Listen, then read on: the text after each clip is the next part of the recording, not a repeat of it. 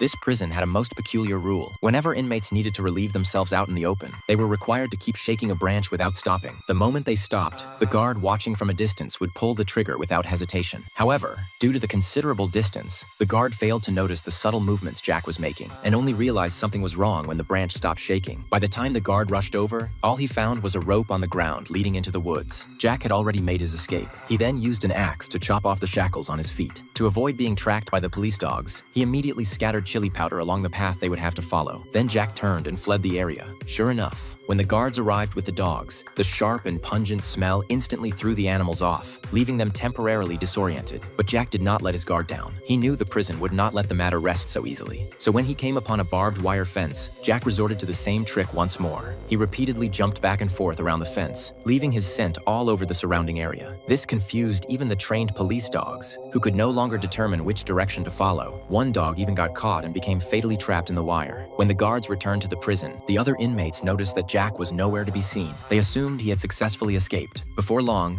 a week had passed. One day, an inmate named Mark received a magazine in the mail. When he opened it, he discovered it had been sent by Jack. Upon seeing the photo inside, his fellow inmates were all overjoyed, for Jack had truly managed to break free. But the very next day, Jack was brought back and thrown behind bars once again. His fellow inmates were deeply troubled, for the warden now watched Jack with far greater vigilance than before. Not only was Jack fitted with an additional set of leg irons, but he was also subjected to constant harassment and abuse from the guards during work hours. This broke Jack completely. He attempted to fight back, but Jack was no match for the guards whatsoever. It was only at that moment that he finally came to the bitter realization that his own strength was far too limited to challenge or shake the authority that stood against him.